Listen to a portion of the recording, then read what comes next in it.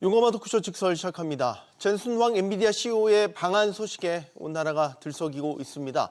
젠슨 왕 CEO는 4박 5일 동안 우리나라에 머무는 동안 누구와 어디서 또 무슨 이야기를 나눌지에 관심이 쏠리고 있는데요. 방점은 피지컬 AI로 꼽히고 있습니다. 이번 방안으로 우리 기업들과 엔비디아가 AI 칩을 넘어서 피지컬 AI로 협력 관계가 넓어질 전망인데요. 최근 시장에선 젠슨 왕과 스치기만 해도 상한가를 간다.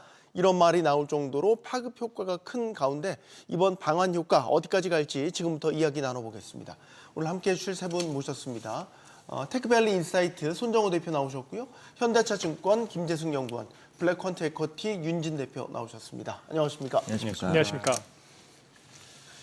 자, 오늘 젠슨 왕과 관련된 방한 소식 다뤄보기 전에 시장 이야기부터 짚어보겠습니다. 오늘 시장이 심상치 않습니다. 간밤 또 미장도 조정을 좀 받았고 아무래도 지금 브로드컴 실적 발표 이후에 확실히 기술주, 특히 반도체 섹터를 중심으로 조정 폭이 좀 커지는 모습입니다. 지금 시장 어떻게 보고 계신지 한 말씀씩 듣겠습니다. 먼저 김재승 연구원님. 저 같은 경우는 어제 브로드컴 실적 발표 이후에 이제 메모리 반도체, 특히 반도체 업종이 더 이상 매출 성장이 좀 둔화되는 것이 아닌가라는 약간의 걱정이 됐던 것 같아요. 왜냐하면 가이던스, 그러니까 실적 정말 잘 나왔죠. 실적 정말 잘 나왔는데 가이던스에 대한 상향 조정이 생각보다 덜 된 것 같다 정도로 해석할 수 있었던 것 같고, 거기에 더해서 한국 같은 경우는 이제 거기에서 당연히 어제 미국 증시가 조금은 이제 반도체 중심으로, 특히 이제 브로드컴, 마이크론 이런 쪽을 중심으로 하락을 했었는데 네. 거기에 더해서 한국 같은 경우는 지금 원달러 환율 쪽 이런 것들이 좀 불안하다 보니까 더 유동이 큰 것 같습니다. 외국인들이 계속 팔고 있다 보니까 100조 넘게 팔고 있고요. 그러다 보니 한국 시장 지금 돈 빠져나가는 거 아니야? 이런 걱정들이 높아지다 보니까 전반적으로 투자 심리가 악화되었다고 저는 보고 있습니다. 그렇다고 해서 펀더멘탈이 훼손되었냐? 저는 그렇게 생각하고 있지는 않고요. 펀더멘탈 훼손보다는 전반적인 투자 심리 위축, 또 수급이 조금은 부족해지는 모습들, 이런 관점에서 하락이 발생한 것이 아닌가라고 생각하고는 있습니다. 네, 차익 실현의 관점에서도 이야기를 하는 분들이 있더라고요. 그러니까 그동안 반도체 섹터 단기간에 많이 올랐기 때문에 때마침 기회가 왔다. 차익 실현의 기회가 왔다. 그게 마침 브로드컴의 실적이 계기가 됐다는 분석이. 윤 대표님. 그게 정확하다고 보고요. 왜냐하면은 저희가 이제 지난 4월에 가장 이제 본격적으로 리밸런싱을 하면서 자산에 대해서 반도체주 중심의 투자를 진행을 했었는데, 저희 같은 경우도 어쨌든 이제 운용하는 자산들에 대해서 매도를 하는 시점이 빅테크들의 주요 이제 실적 발표 랠리가 있었는데, 많은 분들이 이제 빅테크 생각하시면 그냥 매그니피센트 세븐 정도만 생각하시는 경우가 있는데, 사실 최근 들어서 이제 탑10 안에 이제 브로드컴까지도 포함해서 같이 이제 실적 발표에 대한 평가를 진행을 하고요. 이 실적 발표 기간이 사실 4월 초부터 이제 브로드컴까지 해서 거의 2달 가량으로 진행됐던 발표 기간이었습니다. 그러다 보니까 이 기간 동안에는 홀딩을 진행하다가 이제 마지막에 브로드컴 발표하고 나서 이제 랠리 끝났으니까 더 이상 뭔가 서프라이즈를 줄 수 있을 만한 요인 등등은 없기 때문에, 더군다나 브로드컴이 그렇게 서프라이즈를 주지도 못했고 오히려 실질적으로 굉장히 좀 실망감이 있는 그런 정도의 실적 발표였기 때문에 사실상의 이제 매도의 마지막 포인트 시발점이 됐고, 실질적으로 미증시에서는 매도가 시작이 됐다라고 보시면 될 것 같고요. 사실 근데 중요한 거는 이제 증시 전체가 인덱스가 무너지는 것이냐에 대해서 봤을 때는 인덱스 전반으로 봤을 때 특히 이제 다우 같은 경우에는 오히려 이제 상승세가 견인이 되는 모습이 보였습니다. 그래서 전반적으로 모든 섹터가 무너지는 게 아니라 그냥 반도체 섹터, 즉 이제 빅테크 중심이 현재는 이제 AI와 반도체 공격적인 투자를 하고 있는 상태이기 때문에 요 기업들 중심으로만 매도세가 좀 강하게 발생하는 상태이고요. 그래서 실질적으로 근데 요 인덱스 안에 문제는 이제 우리나라 기업들 탑2가 포함이 되어 있다라는 게 문제죠. 물론 네. 모든 반도체 ETF에 다 포함되어 있지는 않은데 주요 반도체 시설 투자, 특히 아시아권에 집중적으로 투자하는 ETF들에는 공격적으로 편입이 되어 있습니다. 그러다 보니까 빅테크 실적 발표가 끝나면은 아시아 증시에 포함되어 있는 주요 반도체 기업들에 대해서도 동반 매도가 패시브적으로도 나올 수밖에 없는 거고요. 그래서 최근에 이제 외국인 수급들을 보시면은 외국인이 이제 매도하는 경우는 보통 액티브 펀드들의 매도예요. 액티브 자산들의 매도이고요. 저희 같은. 근데 패시브 자산들로 투자하는 기관들 같은 경우에는 어쨌든 시장에서 자금이 그냥 들어오면 들어오는 대로 매수가 진행되는 것이기 때문에 총 자산 자체는 오히려 매수 쪽으로 플레이를 했습니다. 그럼에도 이제 외국인의 총량 자체가 마이너스로 나왔다는 건 액티브 자산들은 지속적으로 가격이 밸류에이션이 상승함에 따라서 자산을 처분을 했다라고 보실 수가 있겠고요. 근데 패시브까지도 이제는 매도를 전환하는 시점이 됐기 때문에 당연히 이제 외국인이 됐던 공격적으로 매도를 할 수밖에 없는 시점이 반영이 됐다. 이 정도만 생각하시면 좋을 것 같습니다. 근데 밸류에이션적으로 봤을 때는 이제 한국 증시의 탑2 SK랑 삼성이 밸류가 뭐 하이밸류까지 올라갔느냐, 고평가까지 갔느냐. 저희는 이제 요즘 들어서 반도체 기업 전반에 대해서 평가를 할 때 항상 이제 대상 기업을 엔비디아 기준으로 평가를 드리는데 PER 기준으로는 이제 50 낮게 잡더라도 40, 그다음에 PSR 기준으로 20 정도를 하회한다라면은 하이밸류라고 보기는 어렵다 이렇게 말씀을 드립니다. 그래서 실질적으로 뭔가 인덱스가 뭔가 과평가되었다, 혹은 기업이 가평가되었다 이런 상황은 아니고요. 다만 조정은 필요한 상황, 시점은 정확히 맞다 이렇게 얘기를 드리겠습니다. 네. 뭐 사람도 그렇지만 차면 비우는 게 당연한 수순이긴 한데 어디까지 비워낼 것이냐. 뭐 이 얘기는 시장에 적용하면 조정 폭이 그러면 조정 기간이 얼마나 될 것이냐. 이 부분도 방점을 찍고 지금 투자자들이 바라보고 있을 것 같아요. 네, 맞습니다. 우선은 이제 6월 12일에 스페이스X 상장이 있기 때문에 미국 시장에서도 테크 섹터에 대한 쏠림의 좀 수급이 완화되는 상황이고요. 네. 그러다가 어제 브로드컴의 실적 발표로 좀 촉발이 된 것 같습니다. 한국 시장은 삼성전자, 하이닉스, 투탑의 이익 비중 그리고 시가총액 비중이 워낙 크기 때문에 변동성이 큰 상황이고요. 여기에 6월 10일 스페이스X 상장 이전에 오늘 있을 이제 고용 보고서 그리고 엊그제 졸트라고 한 그 보고서에 보면 이제 고용 보고서에 따라서 매크로가 좀 불안정한 그런 상황이 지속되고 있고요. 네. 우리나라 국채금리 10년물도 꽤 많이 올라왔고 거기에 따라서 원달러 환율도 높은 상황이기 때문에 이런 매크로의 불안정한 매크로의 다음 주에 일정을 고려해서 미리 차익 시전이 나오는 그런 상황으로 좀 판단을 하고 조정 기간은 다음 주까지는 좀 지켜보자라는 생각이고요. 조정 폭은 오늘 생각보다 많이 나왔고 아직까지 메모리 중심의 반도체 업황이 견고한 상황이기 때문에 뭐 큰 조정 폭을 예상하지는 않고 있습니다. 네. 그 김재승 경원이 하나만 더 추가로 지금 환율이 예. 너무 많이 올랐네요. 1,540원대까지 올라섰다면 사실 지금 전쟁이 막 발발한 것 같은 그런 충격파라고도 보여지거든요. 환율이 일단 저렇게 오르고 계속 오르는 추세니까 외국인들이 뺄 이유도 계속 더 생겨나는 거잖아요. 맞습니다. 그러면 외국인의 매도세도 또 얼마나 또 커질지 이것도 걱정입니다. 사실 저 같은 경우는 외국인이 환율이 높아지기 때문에 매도를 하고 있냐? 저는 그렇게 보고는 있지 않습니다. 저는 반대로 외국인들은 지금 주가가 너무 강세를 보이다 보니까 자기들 펀드에서 한국 또는 원화라는 포지션이 계속 커져나가는 거죠. 그런 비중을 관리하는 것이 사실 펀드 매니저가 하는 역할이잖아요. 액티브 펀드 매니저들이요. 그런 펀드 매니저들이 하는 역할에 의해서 결국에 비중이 계속 높아지다 보니까 이거 한국 증시를 덜어내야겠다. 또는 한국 증시를 덜어내기 싫더라도 메모리 반도체에 투자를 계속 하고 싶겠죠. 그런데 원화 포지션이 펀드에서 커져나가는 외국인 입장에서 봤을 네. 때 그런 것들이 두려운 거죠. 그러다 보니까 외국인들은 원화를 팔든지 아니면 원화를 스왑을 하든지 이런 식으로 계속적으로 원화를 없애고 싶어하는 수요가 높아진다고 보시면 될 것 같습니다.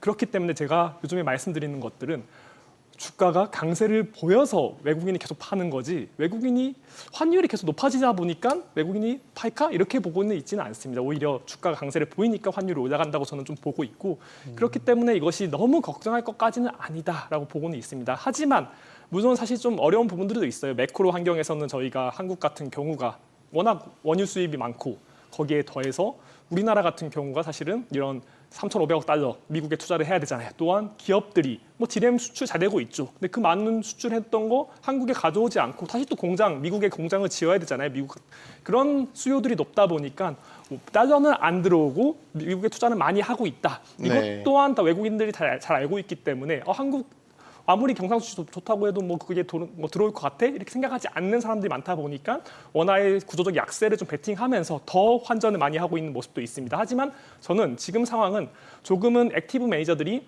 비중 축소 과정에서 한국 주식을 팔고 있고 그렇기 때문에 원화가 약세를 좀 보인다고 생각하고 있기 때문에 이것이 환율이 너무 큰 악재 요인은 아니다라고 말씀드릴 수 있을 것 같습니다. 네. 자, 시장에 일단 낙폭이 큰 상태이고 최근에 이어진 흐름은 오르든 내리든 변동성이 상당히 컸기 때문에 변동성에 대비를 해야 되는 장임은 분명해 보입니다.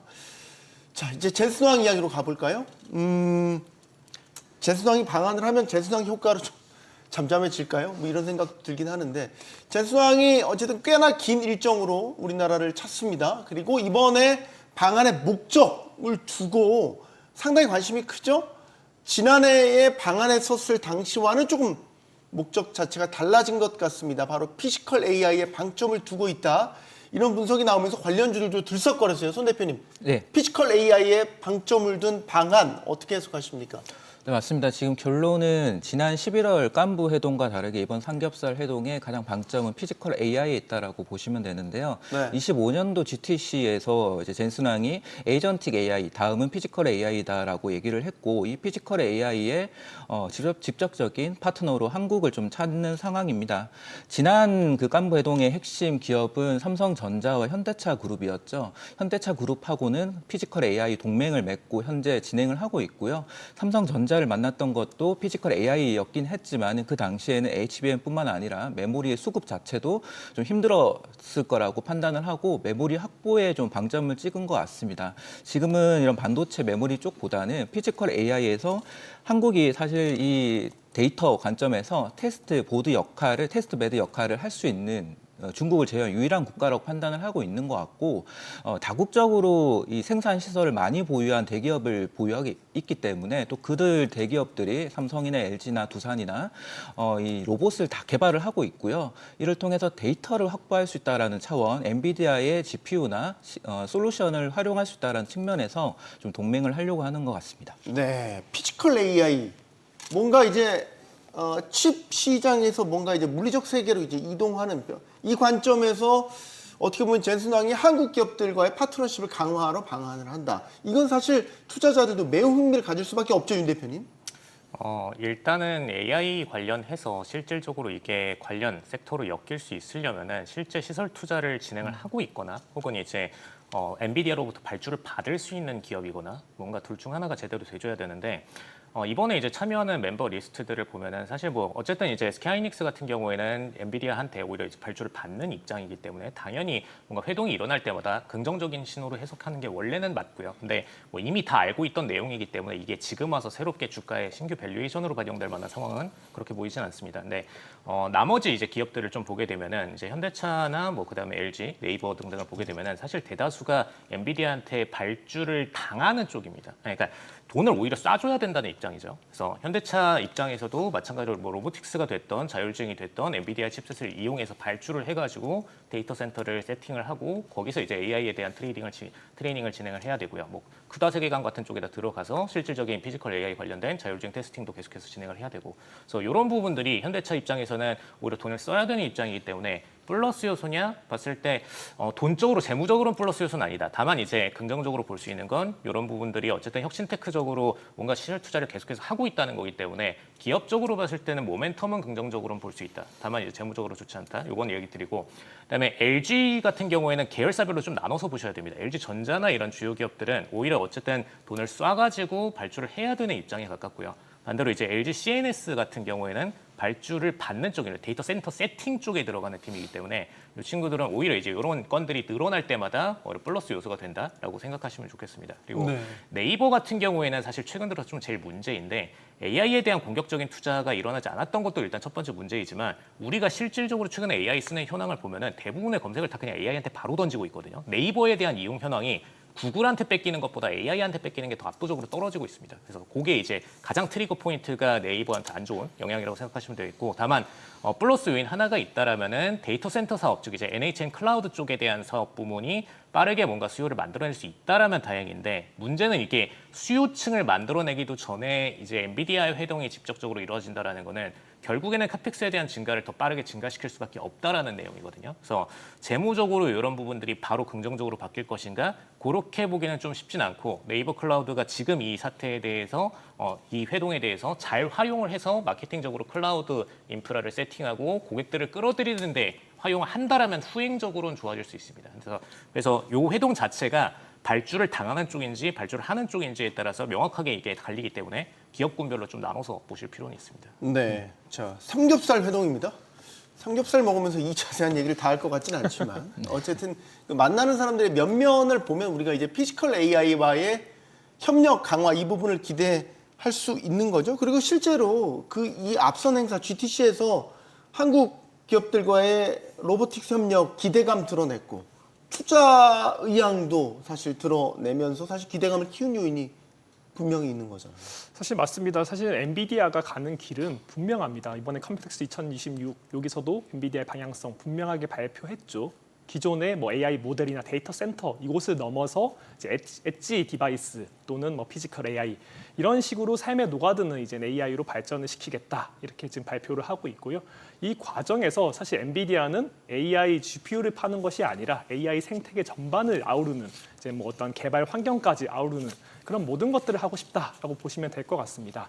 그런데 그것을 과연 실제 하는 애들은 결국에 엔비디아가 아니라는 거죠. 로봇 만드는 회사는 엔비디아가 아니고 결국에 만들어주는 회사들이 있어야 된다는 거고 소프트웨어들도 그거를 AI를 이용해서 클라우드 서비스를 하는 이런 업체들은 결국에 엔비디아는 아니잖아요. 그렇기 때문에 엔비디아의 젠슨 왕이 이렇게 많은 사람들을 만나면서 어떻게 보면 비즈니스 기회를 키우고 있다라고 보시면 될 것 같고 결국에 중요한 것이 뭐냐? 이런 엔비디아의 협력을 통해서 이런 LG든 두산이든 뭐 네이버든 이런 기업들이 결국에 엔비디아의 뭐 AI 뭐 환경을 이용하겠죠. 근데 그걸 통해서 어떻게 서비스를 만들어내냐가 중요한 것 같아요. 결국에 서비스를 못 만들어내면 뭐 AI 피지컬 AI가 안 나온다면 아니면 중국 업체들에 비해서 못한 AI 뭐 로봇을 만들어낸다면 사실 아무리 엔비디아와 협업을 하더라도 당연히 팔릴 수가 않겠죠 시장에서는. 그렇게 되면 당연히 제품이 수요가 없고 그 과정에서 매출이 안 나오고 그러면 엔비디아는 다른 업체를 찾아서 또 새롭게 협력을 하면 되는 거예요. 그렇기 때문에 엔비디아는 훨씬 유리한 환경에 있지만 이런 제조업체들은 사실 기대감으로 올라가는 건 맞겠지만 네. 결국 최종적으로 이것이 매출이나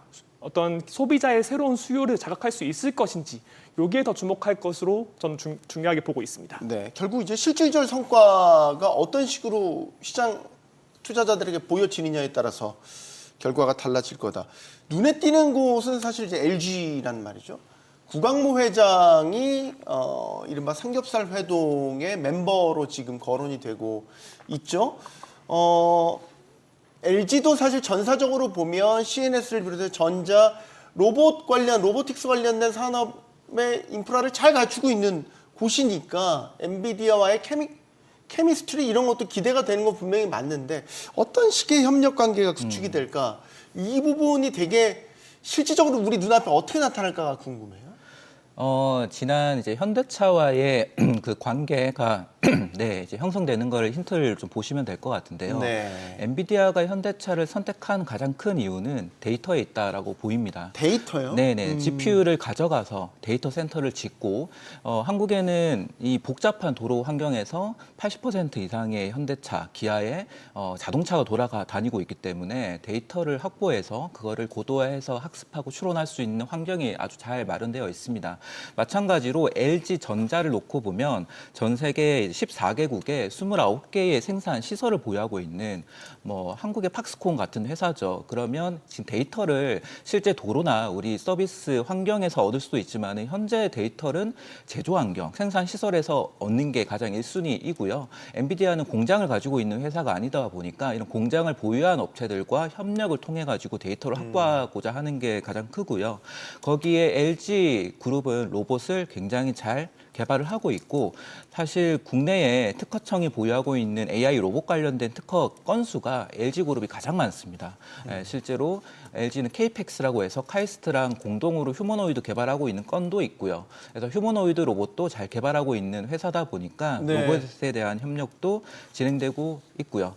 네, 그래서 LG는 현대차처럼 아마 제 생각에는 이제 이런 일종의 이제 지분 투자 형식도 가능하지 않을까. 꼭 LG가 아니더라도 엔비디아 통해서 이 피지컬 AI에서 수혜를 받을 수 있는 대기업이 아니더라 수혜 받을 수 있는 기업이다라고 우리가 판단을 하려면 엔비디아는 잘하는 방법이 지분을 일정 부분 투자를 하고 본인들 GPU를 사게끔 만들고 그걸 가지고 돈을 줬으니 캐펙스 투자를 하고 이런 식의 협력을 하게 되거든요. 그래서 그런 일종의 투자는 있을 것 같습니다. 그 기업을 힌트로 잘 보시면 좋을 것 같습니다. 네. 이게 저희가 엔비디아 입장에서 자꾸 이제 해석을 하지만 그럼 우리 한국 기업들한테 그럼 한국 기업들이 얻게 되는 이제 이득은 뭐냐 이 협력 체계를 통해서 말이죠. 이 부분도 좀 궁금한데 조금 이렇게 이벤트적으로 저희가 이렇게 일정을 따라가면서 해석을 좀 해보겠습니다. 젠슨 왕이 또 이번 주말에는 그 잠실 야구장에 두산 베어스 경기에 시구를 하러 갑니다. 그러니까 이제 두산과의 협력이 또 주목을 받는단 말이죠. 두산도 로봇 계열사가 있죠. 두산 로보틱스가 있죠. 주가도 뭐 많이 올랐죠. 조정받을 때는 또 조정도 많이 받지만. 그럼 이제 두산과 엔비디아는 어떤 협력 관계가 구축될 거냐? 이 부분을 예상해 보신다면 윤 대표님 어떻게 전망하십니까? 사실 두산 전 사업 부문에서 관련된 사업을 하는 건 이제 사실상 두산 로보틱스로 그냥 한정해서 보셔도 될 것 같고요. 어쨌든 메디슨 왕이랑 이제 본격적으로 관련된 미팅을 과거에 진행했던 바가 있고 4월 정도에. 그래서 실질적으로 협력 가능성에 대해서 논의는 했던 포인트였고요. 그다음에 엔비디아의 이제 투자 관련된 레코드나 혹은 이제 협력 관련된 레코드를 좀 보게 되면은 로보틱스 기업들 중에서도 본인들 세계관 내에다가 뭔가 바로 탑재를 할 수 있는 서비스를 하는 기업이냐가 중요한데 이제 두산 로보틱스 같은 경우에는 사실상 휴머로이드 OS 관련된 개발을 핵심적인 다음 프로덕트로 삼고 있는 상태입니다. 그래서 요거는 사실상 이제 대부분의 휴머로이드를 개발하는 개발사들한테도 납품 공급을 할 수가 있는 시스템이기 때문에 사전에 트레이닝을 미리 해놔야 되는 입장이거든요. 그래서 당장 이제 엔비디아와의 협력 포인트가 가장 그래도 우리나라 기업들 중에서 제일 높은 포인트라고 보시면 될 것 같고, 뭐 우리나라 이제 로보틱스 관련된 기업 중에서 뭐 레이모 로보틱스도 있고 그냥 이제 로보틱스도 있고 몇 가지 기업들이 있는데 사실 요 기업들 대다수가 B2C 관련된 프로덕트 혹은 이제 개인 사업자들한테 주요 판매하는 그런 프로덕트를 만드는 회사들이기 때문에 바로 엔비디아한테 뭔가 투자를 받거나 협력을 할 가능성은 조금은 낮은 편입니다. 근데 중요한 포인트는 이런 OS 관련된 기업들은 지금 당장 엔비디아 협력 가능성은 좀 더 높기 때문에 어떤 지분 투자 혹은 뭐 지분 투자가 아니더라도 그 외에 다른 이제 스와핑 방식으로 엔비디아와의 협력 포인트를 내세울 수 있다라는 게 장점으로 보시면 될 것 같고요. 참고로 이제 엔비디아의 어떤 M&A 방식에 대해서도 좀 얘기를 드리면은 주로 이제 이미 밸류에이션이 너무 성장한 빅테크 기업들한테는 사실 대다수의 투자들은 잘 일어나지 않는 편입니다. 우리나라에서도 상대적으로 좀 하이밸류로 가 있는 기업들한테 투자를 할 수 있을 만큼 그렇게 에쿼티가 너무나 이제 많지는 않고요. 근데 이런 부분들이 종합적으로 감안했을 때 적어도 이제 중견기업급 이하의 시총을 갖고 있는 고 기업들한테는 에쿼티를 싸주기가 조금 더 편하고 상대적으로 지배 구조를 통해 가지고 추후에 협력 가능성을 유치할 가능성이 높다. 그래서 밸류에이션 자체로 봤을 때는 시총 범위 안에서 3천에서 한 2조 범위 내에 있는 기업들 내부에서 이제 밸류에이션 투자 가능성은 남아 있다. 이 정도만 열린 관점으로 좀 얘기를 드리도록 하겠습니다. 그래서 네. 이런 부분, 네. 네, 말씀하십시오. 네, 이런 부분 포인트에서 제일 중요한 건 뭐냐면은 다음 라운드로 넘어가는 데 있어서 우리나라 로보틱스 기업 중에서 적어도 한두 개에 대해서는 엔비디아가 그냥 정말 이제 다리를 하나 미리 깔아놓는다의 개념으로 투자를 이어갈 수는 있거든요. 그래서 그 기업이 뭐가 될지에 대해서도 미리 좀 파악하는 것도 중요한 포인트가 되실 수 있겠습니다. 네. 자, 그리고 젠슨왕이 네이버 사옥도 방문을 합니다. 자, 네이버와의 협력 관계도 그래서 주목을 받고 있단 말이죠. 조금 앞에 두산이라든지 LG와의 협력과는 결이 좀 다를 것으로 예상이 되고, 특히 이제 네이버는 우리나라에서 최초로 대규모 언어 모델을 내놓은 곳이기 때문에 이게 어떻게 협력 관계가 될까? 데이터 센터 사업인가? 최근에 또 네이버는 한국판 팔란티어가 되겠다 이런 선언을 하기도 했단 말이죠. 사실 뭔가 그런 반등의 계기가 이번 방안을 계기로 마련되나? 이런 생각도 들고요. 사실 뭐 이런 검색 시장이 점점 줄어들 것 같다는 것은 다 알고 있는 사실이잖아요. 그렇기 때문에 이 검색 시장이 감소하는 과정에서 새로운 서비스를 만들어내는 것이 상당히 중요한 것 같습니다. 그래서 어떤 것들을 할 수 있을까를 본다면 결국에 AI 서비스 쪽으로 집중할 수밖에 없겠죠. 근데 아까 말씀드렸던 것처럼 엔비디아는 결국에 하고 싶은 것들이 단순히 AI, 뭐 GPU나 아니면 데이터 센터에 있는 것이 아니라 이것을 가지고 뭐 엣지 디바이스든 아니면 AI, 피지컬 AI든 아니면 클라우드 AI든 이런 식으로 발전을 시켜서 결국에 새로운 AI 소비를 만드는 것이 핵심적인 포인트라고 보시면 될 것 같고, 그 과정에서 네이버는 뭘 할 수 있을까? 당연히 이제 뭐 디지털 트윈 같은 AI 팩토리 쪽으로도 관심이 있을 수 있겠죠.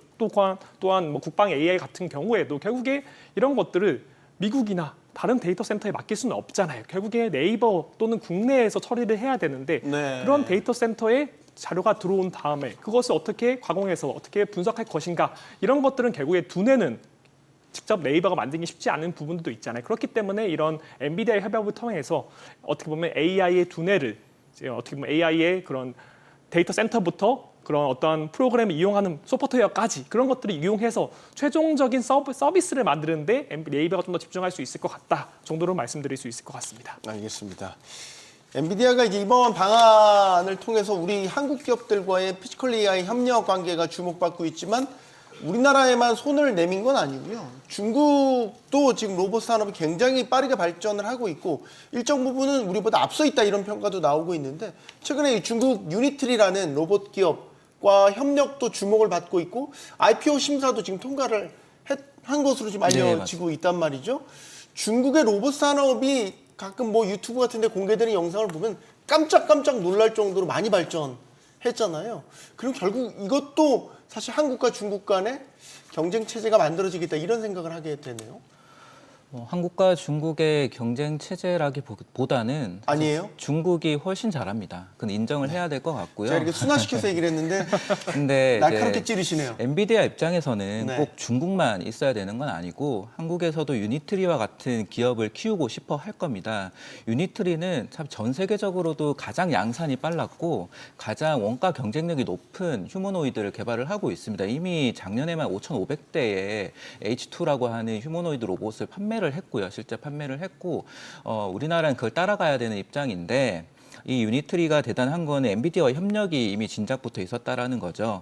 제슨 토르 칩을 공급을 하고 각종 이제 그루트라고 플랫폼을 통해 가지고 같이 개발을 하고 있는데요. 한국에서는 아직 이런 사례가 없습니다. 하지만 이번에 한국에 오면서 이런 유니트리와 같은 협력을 할 수 있는 기업을 찾지 않을까라고 판단을 하고요. 그렇게 되면은 이제 가장 중요한 건 두 가지입니다. 양산을 통해서 원가를 떨어뜨릴 수 있는 기업이 있느냐, 결국 캡티브 매출이 있는 기업이냐라는 거고, 두 번째는 관련된 데이터를 확보할 수 있는 그런 기업이냐라고 봤을 때 저희가 계속 LG하고 두산을 얘기를 하는 이유는 LG와 두산이 그런 캡티브 매출이 있고 또한 데이터를 확보할 수 있는 생산 시설 혹은 생산 시설에 납품이 가능한 협동 로봇 이상의 로봇을 판매하는 회사다 보니까 그런 연결고리가 계속 있는 것 같습니다. 네. 결국 중국 업체들이 보여주는 그 기술력과 우리가 동등 비교할 수 있는 부분도 있는 것이고 아니면 이제 각자의 영역이 다른 것도 있는 것이고 이런 부분은 어떻게 볼 수 있습니까? 그러니까 중국은 미중 패권 경쟁에 속해 있는 이제 나라이기 때문에 그런 중국 기업들과 협력이 좀 껄끄럽고 정책적으로 좀 막히는 부분도 있잖아요. 반사 이익을 우리가 얻을 수도 있는 거 아닌가 이런 생각도 들고요. 김재승 연구원님 이건 먼저 좀 들을까요?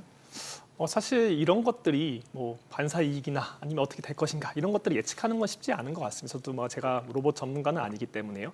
하지만 제가 생각했을 때 기본적으로 봤을 때 약간 투트랙으로 가는 것은 맞는 것 같습니다. 중국이 정말로 발달하고 중국이 잘 되는 부분도 있겠지만 네. 결국에 이거 중국 제품들이 전 세계로 다 나갈 수는 없잖아요. 특히 미국으로 들어갈 수 없는 부분들도 있고요. 그런 것들을 고려를 안 할 수가 없고 그렇기 때문에 한국 시장은 결국에 어느 정도 발전을 할 수밖에 없는 부분들도 또 존재하고 있다라고 말씀드릴 수 있을 것 같고 그렇기 때문에 뭐 제가 생각했을 때 뭐 어떤 것들이 잘 될 것 같다, 어떻게 될 것 같다 이런 건 사실 제가 말씀드리기 참 어려운 부분이 있지만 네. 그럼에도 불구하고 투트랙으로 가는 것은 기업 입장에 상당히 중요합니다. 왜냐하면 단일 벤더라고 하기 좀 그렇지만 단일 회사란만 뭐 예를 들면 이 기업만 로봇을 만들 수 있다. 그러면 당연히 엔비디아도 어떻게 보면 그 해자가 없어지는 거죠. 자기들이 밀릴 수밖에 없는 거죠. 하지만 제품을 생산할 수 있는 기업이 상당히 많이 존재하고 있다. 그러면 엔비디아 입장에서도 훨씬 더 높은 매출, 높은 마진을 요구할 수도 있는 거죠. 네. 그런 것들이 결국에는 얼마나 많은 제조사들을 가지고 있고 그 제조사들을 경쟁시켜서 어떻게 보면 자기 엔비디아는 어떻게 보면 그런 해자를 만들어가는 과정이라고 볼 수 있을 것 같고 모든 기업들이 중국이 1등을 해버리면 어떻게 보면 재미없어지겠죠.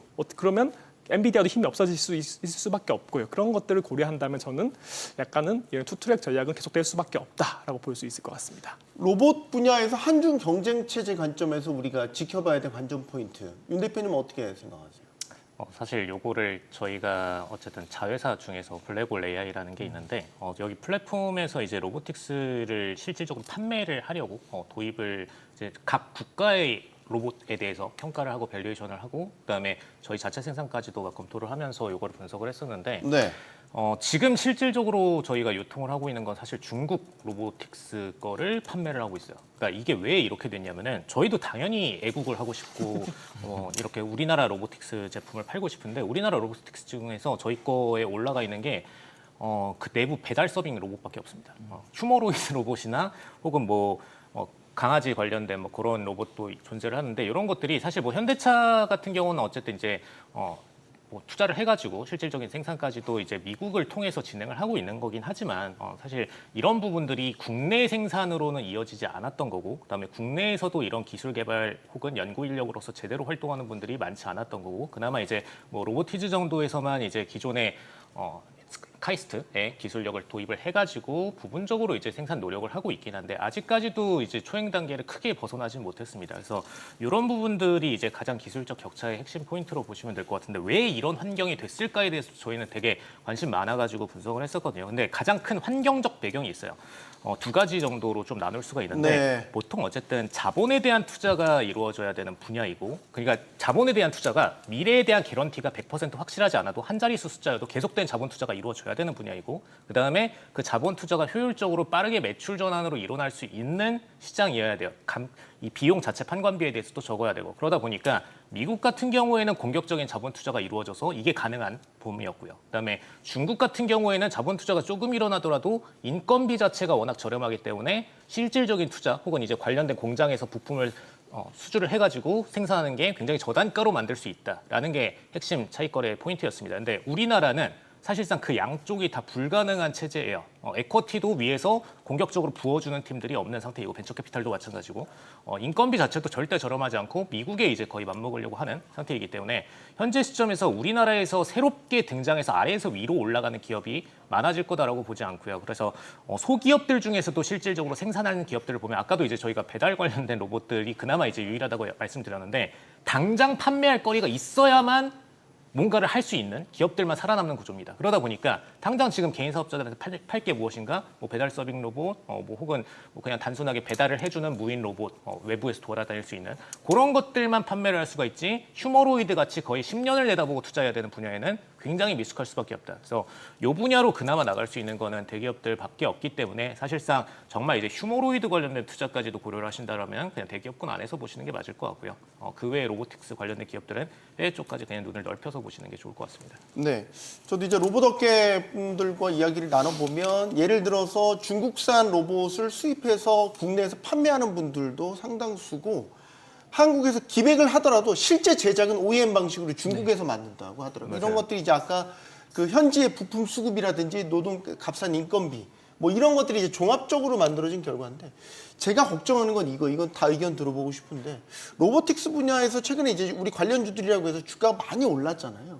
냉정하게 숫자로 이게 지금 우리가 검증된 게 아니잖아요. 국내 로봇주들이. 네. 대기업, 심지어 대기업 관련 계열사들도 말이죠. 그래서 너무 이제 과열된 어떤 투자 분위기가 아닌가. 반도체처럼 숫자로 찍히는 산업이 아닌데도 말이죠. 이건 어떻게 보십니까? 사실 그거는 우리나라뿐만 아니라요. 앞서 유니트리의 경우에도 25년도에 매출액이 약 4천억 원 정도에 불과합니다. 물론 4천억 어마어마하게 크죠. 우리나라 로봇 기업에 비하면. 네. 휴머노이드를 5,500대를 팔았고 22년부터 사족 보행을 5만 대를 판매를 했으니까 뭐 압도적으로 판매량이 차이가 나는데, 우리로 치면은 한 몇백억 정도의 매출을 올리는 기업들은 좀 있는 거고, 근데 이게 매출액 가지고 뭐 시총이 비싸다 싸다라고 평가하기에는 전 세계적으로 휴머노이드를 개발할 수 있는 실제 양산이 가능한 업체들이 많지는 않습니다. 그래서 그게 한국에도 충분히 기회가 있다, 가능성이 있다라고 해서 배팅을 하는 거고요.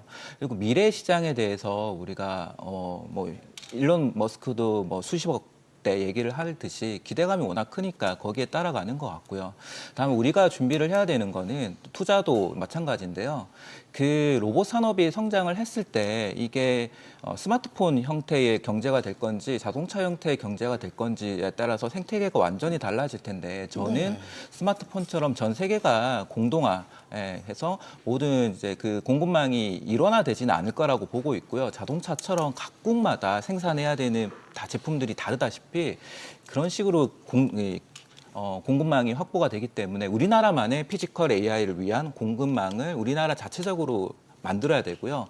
거기에서 가장 수혜를 받는 뭐 액추에이터는 누구, 뭐 센서는 누구, 이게 뭐 칩은 누구, 이런 식의 기업들은 우리나라 전체 시장 파이만 보더라도 충분히 성장할 수 있는 룸은 크다라고 보고 있습니다. 네.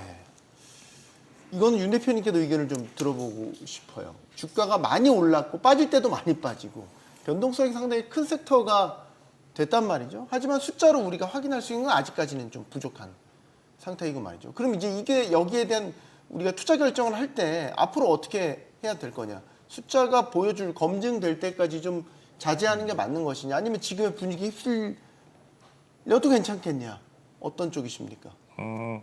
정확히 말씀을 드리면은 정말 미래에 실질적으로 휴머노이드 관련이든 핵심적으로 가장 큰 로보틱스 시장이 있죠. 휴머노이드도 있고 이제 공정 자동화에 쓰이는 로보틱스 관련된 분야도 있고, 요 분야로 확실하게 나갈 수 있는 기업인지 아닌지를 먼저 보는 게 제일 중요할 것 같고요. 뭐 예를 들어서 이제 레인보우 로보틱스 같은 경우에는 사실상 이제 과거 카이스트의 휴고, 우리가 막 이제 뉴스에 가끔씩 나오던 그런 로봇이 있는데, 네. 그런 로봇들을 실질적으로 계승해가지고 뭔가 다음 라운드에 어떤 것들을 만들고 있다. 그러면 이제 말이 되는 시나리오가 됩니다. 그리고 실질적으로 뭐 삼성 지분도 들어가 있고, 그러면 이제 이런 기업들은 그 다음 라운드로 갈 수가 있어요. 그리고 해당 기업군으로 시장 확대를 할 수가 있고, 실제로 프로덕트 생산까지도 이어질 수가 있습니다. 그럼 우리가 볼 때 CAGR 자체에 대한 평가를, 연간 성장률에 대한 평가를 달리 할 수 있다라는 거죠. 근데 단순하게 그냥 우리가 실질적으로 그냥 상용에 쓰이지 못하는 그냥 개인 사업자들한테만 공급할 수 있다거나 몇 가지 특정 시장에만 사용할 수 있는 그런 제품들을 판매하고 있고, 거기서 돈을 벌어야만 다음 라운드에 대한 어떤 기술 개발 정도만 조금 할 수 있다. 그런 기업들한테는 사실 굉장히 확률 낮은 투자이기 때문에 그런 기업 쪽으로는 좀 빼서 투자를 하시는 게, 그러니까 투자를 안 하시는 게 맞고, 핵심적으로 그렇게 삼성이 됐든 해당 다른 기업군, 엔비디아의 시절 투자를 받았던 기업이 됐든 그런 쪽으로 투자를 하시는 거는 시나리오상으로는 말이 된다라고 좀 얘기를 축약해서 드릴 수 있을 것 같고요. 그다음에 실질적으로 최근 들어서 어쨌든 이제 NHN 클라우드나 주요 기업들이 투자를 받게 되면서 AI 데이터 센터 관련된 부분들을 세팅을 할 텐데, 요 다음 라운드로 엔비디아와 뭐 NHN 클라우드와 다른 로보틱스 기업들 몇 개를 합자를 해서 컨소시엄을 구성할 가능성이 있습니다. 그래서 그 컨소시엄 얘기들이 나올 때 본격적으로 언급되는 몇 가지 기업들에 대해서는 사실 정부 차원이 됐든 뭐 NHN 쪽이 됐든 엔비디아 측이 됐든 계속해서 낙수 자금을 쏟아줄 수 있는 역량이 새롭게 확보되는 거거든요. 그래서 네. 그 컨소시엄에 구성되는 기업들 중심으로는 관심을 두실 필요는 있습니다. 그 시장 관점에서 보면 반도체에 쏠렸던 이 투심, 굉장히 뜨거웠던 이 투심이 이제 피지컬 AI 같은 물리적 세계로 이제 전환돼서 그 투심을 이어갈 수 있을 것이다, 이 관점도 있거든요. 맞습니다. 어느 정도 가능성이 있다고 보시죠? 사실 이렇게 보시는 분들이 많은 것 같아요. 점점 더 강세장이 후반부로 갈수록, 버블로 갈수록, 네. 그렇게 될수록 이익이 없는 기업들까지 찾아가는 것 같습니다. 그럴 때 보통 그건 버블이죠. 그렇게 버블인 거죠. 그렇기 때문에 저는 로보틱스는 사실 강세장 후반부에 나오는 투자 전략으로서 지금 최근에 관심을 갖는 것 같다라고 보시면 될 것 같고요. 한마디로 이익이 없는 기업들에 대한 투자는 사실은 이제 정말 강세장 끝판에 나오는 모습이라고 볼 수 있을 것 같은데, 저 같은 경우는 사실 약간 다르게 보고 있습니다. 2028년쯤 돼야지 보이스턴 다이내믹스가 상장을 할 거로 예상되고 있거든요. 네. 그러면 사실 그때 2028년쯤 돼야지 걔네들이 제품이 제대로 나올 거예요. 그때 되면 이제 상장도 있고 제품도 제대로 나오니까 상장을 하겠죠. 그 관점에서 2027년 말, 2028년 되면 로보틱스에 대한 붐이 다시 또 일 수 있을 것 같습니다. 하지만 지금은 사실 깜부로 인해서 좀 올라가는 부분들이 있기 때문에 실질적으로 우리가 구체화된 제품들이 보는 건 좀 더 시간이 남지 않았을까라고 보고 깜부라 하면 있고. 전순영 말씀하시죠? 맞습니다. 네. 새로운 깜부들, 이제 새로운 로봇 깜부들을 위해서 지금 올라가는 흐름이기 때문에 이 관점에서 봤을 때는 사실 내후년쯤에 제품화가 제대로 될 것 같은데, 현재 장의 모습은 조금은 빠르지 않을까. 왜냐하면 아까 말씀 주셨던 것처럼 반도체가 너무 오르니까 다른 것 좀 찾아보려다가 로봇이 좀 많이 가는 것이 아닌가라고 보고 있는데, 저 같은 경우는 현재 가장 AI의 수혜를 보는 것은 반도체인데 왜 굳이 로보틱스까지 가야 될까라는 생각을 하고 있습니다. 기본적으로는 반도체 중심으로 핵심적인 포트폴리오를 형성하면서 그 네. 이후에 약간의 알파 전략으로서 조금씩 담는 건 괜찮겠지만 그것을 주력으로 가시는 것은 아니라라고 말씀드릴 수 있을 것 같습니다. 이게 피지컬 AI 시대가 도래하면 메모리 반도체 분야에서도 새로운 시장이 또 열리게 되는 건가요? HBM이나 뭐 메모리 시장에서. 사실 뭐 새로운 시장이라기보다는 그 확대되는 디바이스 속에서 기존의 HBM뿐만 아니라 LPDDR, GDDR 같은 D램의 다양한 형태의 수요가 늘어난다고 보시면 되는데, 제 개인적으로 추산을 해봐도 뭐 지금 뭐 수만 대 정도의 뭐 로봇을 양산해가지고 택도 없고요. 네. 수천만 대에서 수억 대 정도의 로봇이 전 세계적으로 보급이 될 정도가 되어야 현재 그 D램이든 낸드든 일정 부분의 비중을 차지할 것 같은데, 다만 그 기대가 형성이 충분히 될 수 있다라는 거고, 이 단순히 디바이스, 온 디바이스 AI 형태의 디램이나 낸드가 들어가는 게 아니고 이들의 데이터를 학습하고 또한 추론을 하기 위해서 훨씬 더 많은 데이터 센터가 지어져야 되는 것은 분명하거든요. 그래서 이 수요에 서로 연결고리로 낙수 효과가 커질 수 있기 때문에 그런 쪽의 수요 확장을 오히려 더 기대하는 것 같고요. 이번에 피지컬 AI의 역할은 메모리 관점에서 그 99년도처럼 닷컴업 올 때 그 인터넷망을 깔기 위해서 각종 이제 인프라 투자를 했었지 않습니까? 네. 그때 수혜를 받았던 기업들이 버블로 갔던 것처럼 이번 메모리가 됐든 여러 이제 AI 반도체의 버블은 그런 인프라 관점에서 봐야 되고 피지컬 AI는 그 인프라가 각종 이제 디바이스에 깔리면서 우리가 실생활에 보급이 돼서 서비스 관점으로 넘어가는 그게 확인이 되면 사이클이 길어지거나 이 진폭이 하락이 좀 완만해질 수 있는 그런 현상으로 좀 이해하시는 게 맞을 것 같습니다. 근데 우리가 이제 젠수당 효과라는 건 이제 긍정적으로 보는 거고 젠수당이 언급하고 손대는 것마다 어쨌든 화제가 되면서 주가가 움직이잖아요. 그러니까 이게 이제 실질적으로 우리 실생활에 얼마나 들어오고 얼마나 뭐 경영 실적으로 나타나고 이런 것들이 확인되기도 전에 지금 움직이고 있는 건데 또 하나 우리가 짚어볼 게 젠수당의 광통신 요즘에 이야기 많이 했잖아요. 그러니까 국내에서도 광통신주 바람이 세게 한번 불었다고 김대승 연구원님. 그럼 이런 것도 마찬가지 같은 관점에서 볼 수 있는 거 아닌가요? 사실 뭐 엔비디아에서 말했던 젠슨왕이 말했던 부분들은 뭐 AI 데이터 센터부터 시작해서 광통신, 그걸 통한 피지컬 AI까지 다양한 것들을 얘기했기 때문에 그 소위 말하면 AI 관련주들이 같이 올라가는 것은 사실인 것 같습니다. 하지만 이것이 진짜로 연결이 있는 건지 아니면 테마성으로 그냥 붙어 있는 건지 요거를 좀 구분할 필요가 첫 번째로 있을 것 같아요. 일단 미국 증시에서는 당연히 뭐 마벨이나 이런 정말 광통신 기업들, 루멘텀이나 이런 다양한 기업들이 관련성이 매우 높죠. 하지만 우리나라에서 광통신 업체들은 과연 관련성이 높을까? 여기에 대해서는 조금은 고민할 필요가 있을 것 같고요. 네. 결국에는 우리가 글로벌 전체 AI 전체 데이터 센터에서의 광통신 이런 관련주들을 정확하게 발라내는 것이 중요할 것 같다라고 말씀드릴 수 있을 것 같고 또한 제가 말씀드리는 부분은 결국에 AI라는 것은 단순히 메모리 반도체 요거 하나에 한정되지 않는 것 같습니다. 결국에 이것을 통해서 데이터 센터를 짓고 이 데이터 센터끼리 또 네트워크를 만들고 그걸 통해서 결국에 최종적으로는 아까 대표님께서 말씀 주셨던 것처럼 서비스화를 시키고 이 과정에서 계속적으로 발전이 일어나고 이것이 사이클을 얼마나 길게 만들 것인지에 결정이 되는 것 같거든요. 왜 그런가 하면 우리나라 메모리 반도체 왜 밸류에이션 안 주냐? 올해 내년 잘 버는 거 압니다. 하지만 내후년, 내후후년 어떻게 될지를 모르는 게 가장 큰 걱정인데 이것이 단순히 데이터 센터 투자만 아니라 뭐 온 디바이스에 뭐 그런 것들이 나오고 거기에 넘어서 피지컬 AI가 2030년쯤에 나오기 시작한다면 어떻게 보면 연결이 되는 거죠. 여기에 지금은 투자 많이 했다가 그 다음에는 그쪽에서 투자가 나오고 그 다음에는 또 새로운 또 메모리 반도체 수요가 나오고 이 수요의 연장성들이 결국에는 밸류에이션을 더 높일 수 있는 부분들 한마디로 이익의 지속성 이것이 더 중요하다고 저는 보고 있고 이것이 결국에 당장에 뭐 로봇이 돈을 벌어주겠다 이런 것보다는 네. 먼 미래에 이런 새로운 수요 수억 대가 팔릴 수도 있겠죠. 2030년 이후에는 그럴 때 정말로 새로운 수요가 받쳐준다면 현재의 메모리 반도체 사이클도 훨씬 더 길어질 수 있다. 이 관점에서 저는 코스피를 바라봐야 된다고 보고 있습니다. 자, 마지막은 우리 제작진의 픽 질문입니다. 제가 아까 너무 빨리 넘어가서 혼났어요. 그 네이버 같은 경우 한국판 팔란티어에 도전장을 내밀었다. 이제 뭐 이런 식의 이야기들이 나오고 있단 말이죠. 팔란티어라는 게 사실 이제 미국 보면 펜타곤 국방부에 팔란티어 AI가 들어가면서 화제를 모았고 이것 때문에 사실 수주도 많이 했고 주가도 많이 올랐잖아요. 네이버도 한국판 팔란티어 가능성 얼마나 보십니까, 손 대표님께 이거? 정말 우리 이제 정부가 네이버에 몰빵을 한다고 하면은 충분히 가능할 것 같은데요. 지금 AI가 이게 완전 소버린 형태로 정말 우리의 데이터가 우리만 자주 이제 국권을 가지고 우리만 하고 우리 가지고 고도화시켜서 서비스를 만들겠다라고 할지를 모르겠습니다. 무슨 얘기냐면 각국의 이제 소버린 AI라고 해서 그 자체적인 AI를 구축하려고 하는데요.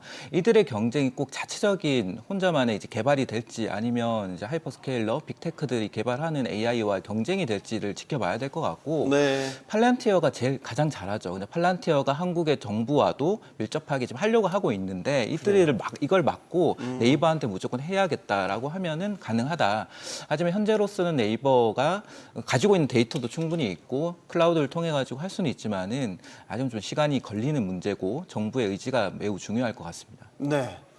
뭐 이런 이야기도 있어요. 군사작전 하는 데 있어 팔란티어의 AI 분석 능력이 발휘가 됐다. 뭐 이제 이런 이야기들도 사실 돌았었죠. 자, 엔비디아 젠슨 왕 CEO 가는 곳마다 숱한 화제를 낳고 있죠. 그가 하는 말, 하는 행동 하나에 사람들은 열광하고 주식시장도 들썩거리기도 합니다. 이번 방한 일정에도 세계 투자자들의 이목이 집중될 것으로 보이는데요. 자, 로보틱스 분야에서 한국 기업들과의 협력, 또 투자 의향까지 내비친 터라 시장은 이른바 젠슨 황 효과를 다시 한번 기대하는 분위기입니다. 토론 마치겠습니다. 여기는 모든 경제가 모이는 SBS 비즈입니다. 시청해주신 여러분 고맙습니다.